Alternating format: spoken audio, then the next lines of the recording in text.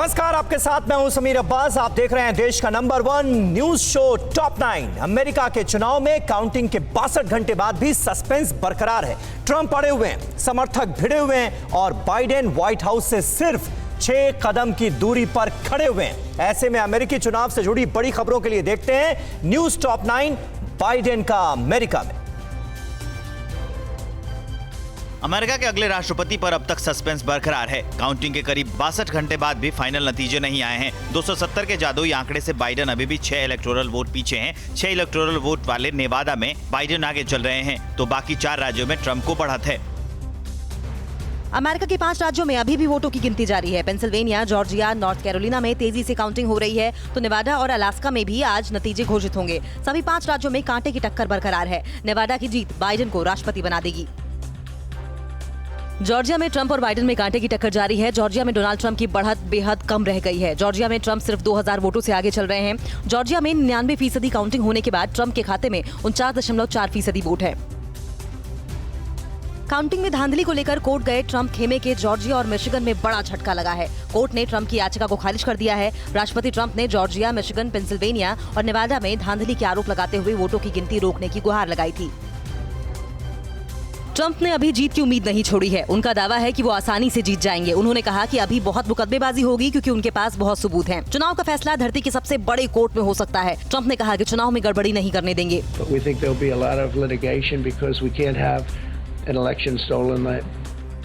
Counting के बीच राष्ट्रपति Trump ने जो बाइडेन पर बड़ा आरोप लगाया है और कहा है कि चुनाव में बड़े पैमाने पर गड़बड़ी की गई, लेकिन हम जीत दर्ज करेंगे। Because we have so much evidence, so much proof, and it's going to end up perhaps at the highest court in the land. नतीजे से पहले ट्रंप के लिए बहुत बड़ी मुश्किल खड़ी हो गई है। नतीजों से पहले ही ट्रंप कैबिनेट का पहला इस्तीफा तैयार है। Defence secretary mark Esper resign करेंगे। डिफेंस सेक्रेटरी एस्पर ने अपना इस्तीफा तैयार कर लिया है। जो बाइडेन ने ट्रंप पर निशाना साधते हुए कहा है कि कोई भी हमारे लोकतंत्र को हमसे दूर नहीं कर पाएगा। कोई भी ऐसा आज या कभी भी नहीं कर पाएगा। उन्होंने कहा कि अमेरिका बहुत आगे बढ़ चुका है। यहाँ तक पहुँचने के लिए अमेरिकियों ने बहुत सारी लड़ाइयाँ लड़ी हैं। अमेरिकी संगठनों ने ट्विटर के सीईओ से ट्रंप के ट्विटर खातों को सस्पेंड करने की गुजारिश की है। अमेरिका के कई संगठनों का कहना है कि ट्रंप सोशल मीडिया के जरिए गलत बयानबाजी कर रहे हैं। ट्रंप के ट्विटर पर गलत बयान देने से देश में भ्रम फैल रहा है। और अमेरिका में कहां हुई पुलिस प्रदर्शनकारियों में झड़प? किसके समर्थकों ने एरिजोना में काउंटिंग स्थल को घेरा और किसने कहा कि ट्रंप का चुनावी फ्रॉड का दावा निराधार है? चुनावी बवाल और साजिशों से जुड़ी बड़ी खबरें अब देखते हैं टॉप 9 सुपर पावर बवाल में। न्यूयॉर्क में पुलिस और प्रदर्शनकारियों में जबरदस्त झड़प हुई है। बाइडेन समर्थकों और पुलिस में सड़कों का टकराव देखा गया। प्रदर्शनकारियों ने न्यूयॉर्क में आगजनी भी की है। बाइडेन समर्थकों की मांग है कि सभी वोटों की गिनती होनी चाहिए। फिलाडेल्फिया में सड़कों पर नेशनल गार्ड्स तैनात किए गए हैं। एरिजोना में काउंटिंग स्थल को प्रदर्शनकारियों ने घेर लिया। प्रदर्शनकारी बंदूक लेकर काउंटिंग स्थल के बाहर खड़े हैं। एरिजोना में कल बाइडेन के जीतने की खबर आई थी। एरिजोना में अभी वोटों की गिनती जारी है।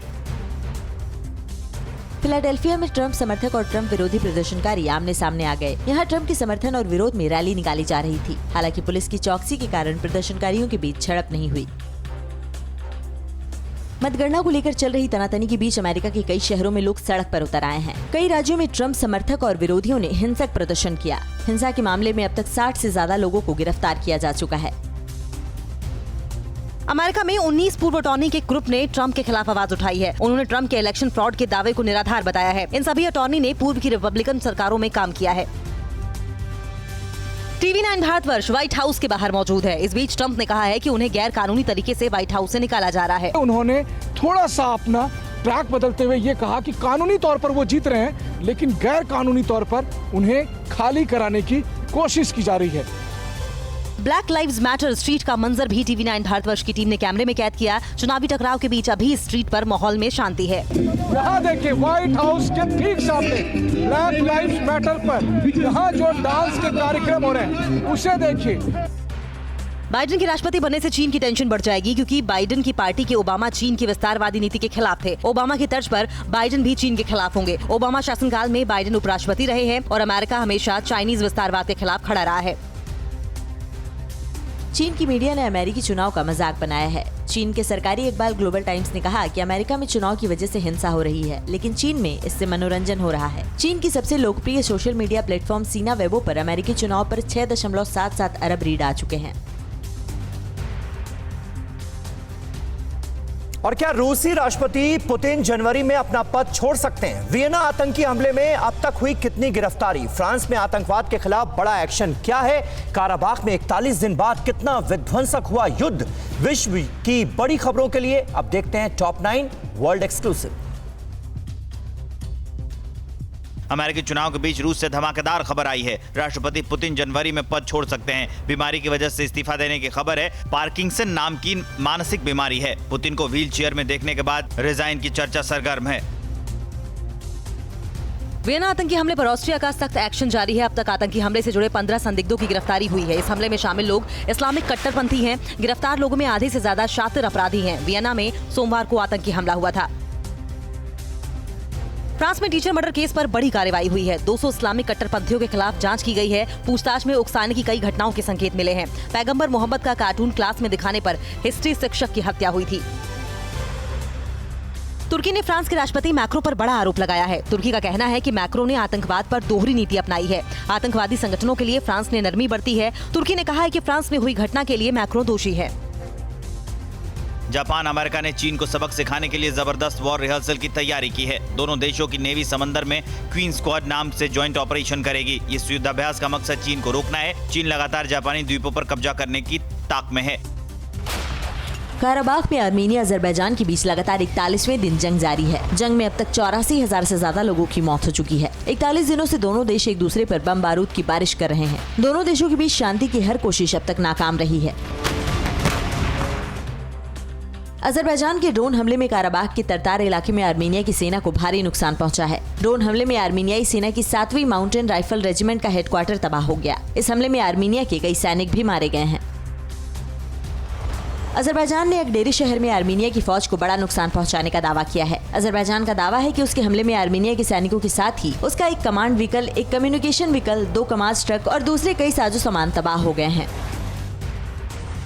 काराबाख की सेना ने दावा किया है कि उसने अजरबैजान के एक बड़े हमले को नाकाम कर दिया है। काराबाख की सेना के मुताबिक अजरबैजान की फौज ने पूर्वी इलाके पर कब्जा करने के लिए हमला बोला था, लेकिन उसके सैनिकों ने अजरबैजान की फौज को खदेड़ दिया।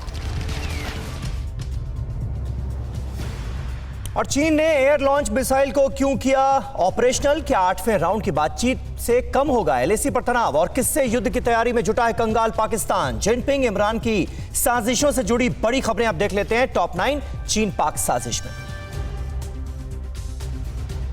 भारत और अमेरिका से बढ़ते तनाव के बीच चीन ने दुनिया की सबसे बड़ी एयर लॉन्च मिसाइल को ऑपरेशनल कर दिया है। इस मिसाइल को चीन ने अपने स्ट्रेटेजिक बॉम्बर एयरक्राफ्ट H-6N पर तैनात किया है, जो परमाणु बम से लैस है। इस तरह की मिसाइल चीन के अलावा केवल अमेरिका और रूस के सेना के पास ही है।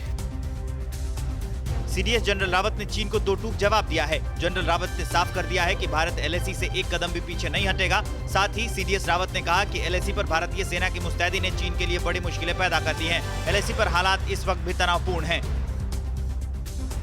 भारत चीन कमांडर लेवल की 8वें दौर की बातचीत आज चुशुल में हो रही है। इसमें भारत चीन के टॉप कमांडर सीमा विवाद सुलझाने और सैन्य वापसी पर बातचीत कर रहे हैं। अब तक 7 दौर की कमांडर वार्ता बेनतीजा रही है। भारत का रुख साफ है, एलएसी से पीछे हटे चीन। बातचीत के बीच चीन की खुराफात जारी है। फिंगर 4 पर कब्जे के लिए नई चाल चली गई है। भारतीय सेना के सामने रखा गया है नया प्रपोजल। कहा गया कि फिंगर 4 तक दोनों देशों की सेना करेंगी पेट्रोलिंग। फिंगर 5 पर चीन और फिंगर 3 पर रहेंगी भारतीय सेना। 8वें दौर की बातचीत से पहले चीन ने भारत के खिलाफ कड़ा रुख अख्तियार किया है। कोरोना के बहाने वंदे भारत मिशन के अलावा अन्य भारतीय यात्रियों पर चीन में प्रवेश पर रोक लगा दी गई है। यानी जिन लोगों के पास चीन का वैलिड वीजा है या वहां का रेजिडेंट परमिट है, वो भी अगले आदेश तक चीन नहीं जा सकते। पश्तूनों के खिलाफ पाकिस्तान की बड़ी साजिश सामने आई है। पश्तून नेता अली वजीर के खिलाफ एफआईआर दर्ज की गई। दरअसल पाक सेना आम लोगों की आवाज दबाना चाहती है। पश्तूनों की आवाज उठाने वाले कई नेताओं को पहले भी राजद्रोह के मामले में जेल में बंद कर दिया गया है या फिर मार डाला गया है।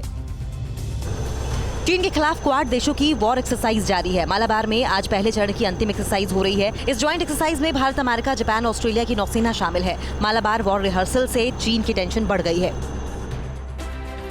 सैन्य अभ्यास के लिए रूस के सैनिक पाकिस्तान पहुंचे हुए हैं। पाकिस्तानी सेना के मुताबिक रूस पाकिस्तान के बीच ये 5वां सैन्य अभ्यास होगा। 2 सप्ताह तक चलने वाले इस संयुक्त सैन्य अभ्यास में रूस और पाकिस्तान की सेना एक दूसरे की सैन्य क्षमता को परखेंगी। पुलवामा के पंपोर स्थित लालपोरा में पाकिस्तान की बड़ी साजिश को नाकाम करते हुए सुरक्षा बलों ने एक आतंकी को मार गिराया है। इस दौरान सुरक्षा बलों के सामने एक आतंकी ने सरेंडर भी किया। फिलहाल कुछ और आतंकियों के छिपे होने की आशंका में पूरे इलाके में सर्च ऑपरेशन जारी है। बिहार के दरभंगा में निर्दलीय प्रत्याशी पर किसने किया जानलेवा हमला, किसने सुरजेवाला पर की अभद्र टिप्पणी और बिहार चुनाव के लास्ट फेज में कौन पड़ रहा है भारी।